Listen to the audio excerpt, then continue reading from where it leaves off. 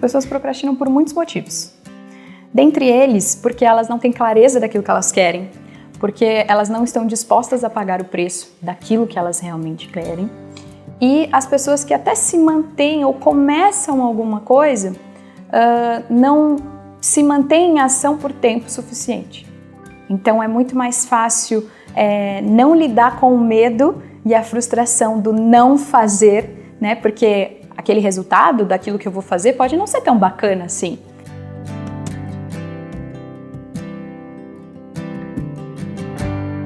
Porque aguardam um cenário ideal para realizar as coisas e porque tentam se afastar do estado ansioso, né, de produzir um resultado e contam com um cenário negativo daquilo que pode ser.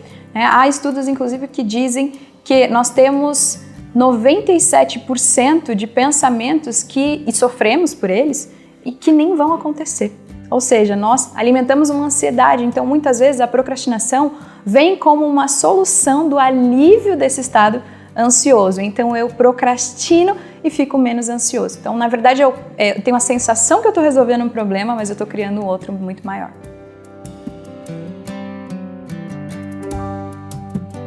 Curiosamente, as pessoas mais procrastinam com aquilo que elas mais desejam, com aquilo que elas mais querem. Por vários motivos. Pelo medo de dar errado, por aquilo que as pessoas vão pensar, pela sensação de frustração que pode acontecer se mesmo der errado, pela insatisfação de não conseguir concluir aquilo que se propôs a fazer, ou seja, você começou, avançou ali por um certo tempo, percebeu que não era bem daquele jeito, bem daquela forma, e então lida com a frustração de não ter avançado, de não ter concluído aquilo. E a verdade é que a maneira como você faz uma coisa, você faz todas as outras. Então, se existe uma frustração mínima com aquilo que é pequeno, daquilo que você faz no dia a dia, imagina o tamanho dessa frustração que vai existir com algo grandioso, com algo que você deseja de forma latente.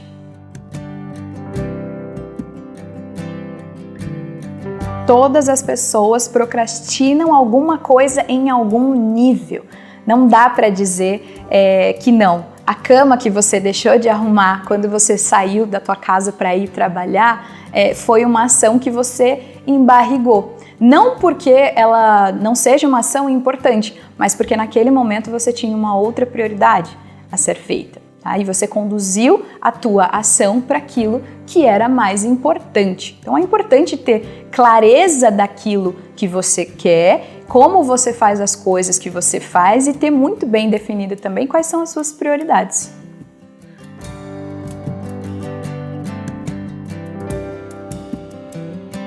A ansiedade se encaixa na procrastinação quando nós nos apoiamos nela.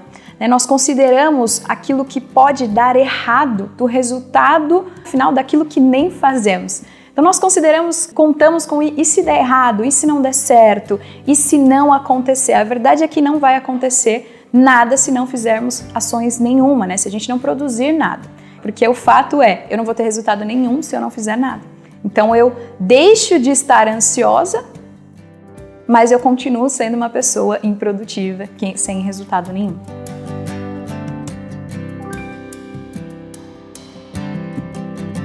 O medo ele tem ligação direta com a procrastinação, mas curiosamente não apenas como um fator negativo.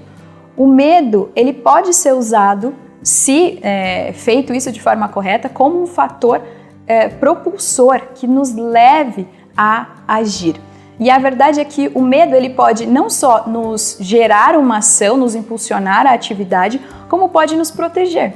Por exemplo, o fato da gente olhar para o lado quando vamos atravessar a rua é porque temos medo de morrer, de ser, ali, de sofrer um acidente.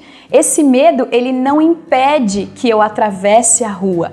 Ele faz com que eu atravesse a rua de maneira assertiva. Então eu olho para o lado, olho o farol e então eu avanço. A questão do medo é não deixar que ele nos paralise.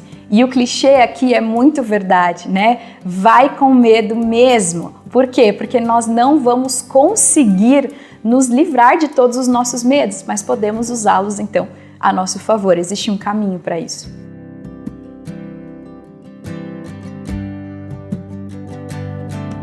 Lidar com a frustração é algo necessário, todos nós precisamos lidar, porque nós, em algum momento da vida, vamos nos frustrar com aquilo que fazemos, com aquilo que fazem conosco, com aquilo que nós fazemos para as outras pessoas. Então, lidar com a frustração é um exercício diário e eu preciso estar preparado para lidar com aquilo que deu errado, seja que eu produzi ou seja que alguém produziu. E a verdade é que nos afastar da frustração é nos afastar da realização.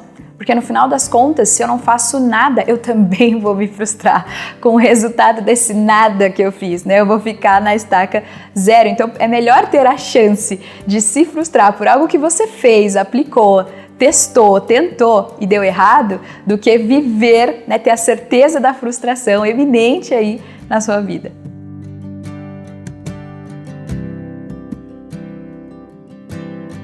Bom, a maneira mais eficaz de você realizar as suas metas e arrancá-las do papel, primeiro, elas precisam estar estabelecidas de maneira correta, funcional. Não pode estar muito aberta, não pode ser uma quantidade muito grande, não pode ficar aquém daquilo que você realmente tem capacidade de realizar no momento. Elas precisam ser reais, elas precisam ser possíveis, tangíveis e funcionais para você dentro desse momento.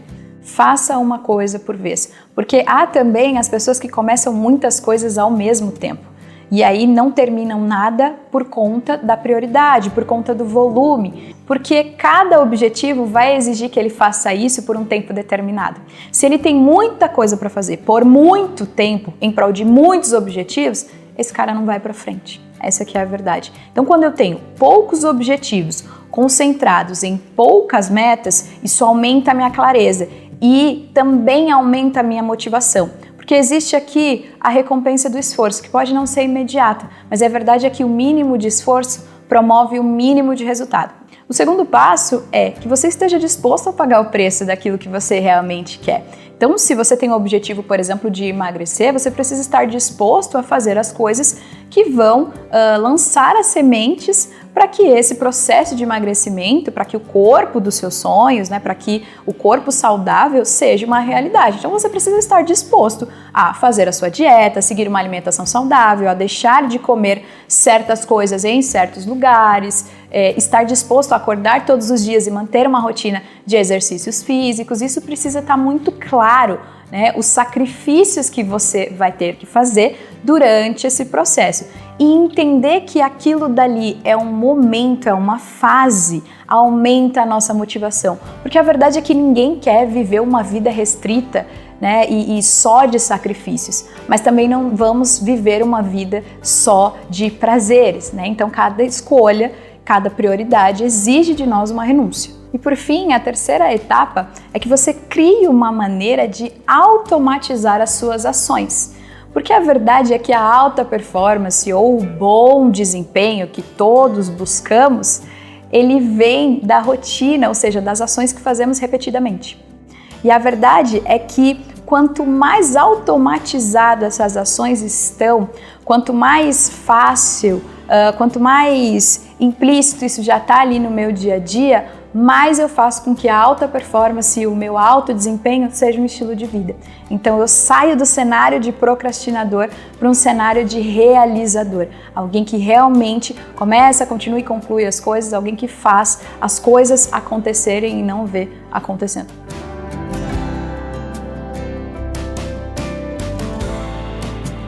Qualquer pessoa consegue conduzir a sua mente para a execução, para romper com o processo de procrastinação. Então as pessoas podem, né? Acho que o primeiro passo para quebrar mindset, o que é mindset? É um modelo mental. A verdade é que eu não mudo o meu mindset pensando, eu mudo o meu mindset agindo. Por quê? Porque o meu pensamento conduz aquilo que eu sinto, que conduz aquilo que eu faço, e isso é cíclico. Então eu posso começar a agir sem pensar muito, porque vamos lembrar que o procrastinador pode ter aquele modelo mental de pensa, pensa, pensa, para depois, talvez, fazer alguma coisa, a gente quebra esse padrão ao inverso. Então, primeiro eu me proponho a fazer, primeiro eu ajo. E esse novo mindset vai sendo construído. Esse seria o primeiro ponto. Então, eu preciso decifrar aquilo que é sonho, transformar em objetivo até que vire uma meta clara. A nossa mente precisa de clareza e direcionamento para nos impulsionar à ação. Se o meu cérebro não sabe o que eu quero com aquilo que eu pretendo fazer, ele não me impulsiona a agir. De modo que eu posso, então, conduzir a minha mente e usá-la a meu favor para me conduzir a fazer aquilo que precisa ser feito.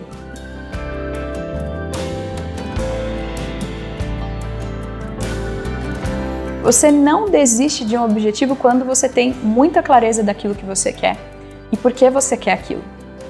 Motivação é motivo para ação. E eu costumo dizer que lembrar naquele momento ruim, no meio do processo, lembrar porque você começou pode te fazer dar aquele último suspiro e se manter no processo para angariar, para colher os frutos daquilo que você tem plantado. As pessoas que chegam ao final, que cruzam a linha de chegada, podemos dizer que são pessoas que têm clareza daquilo que realmente querem, que têm clareza do porquê querem aquilo e estão dispostas a pagar o preço disso. Porque a verdade é que você vai precisar se esforçar e realizar algumas tarefas por determinado tempo.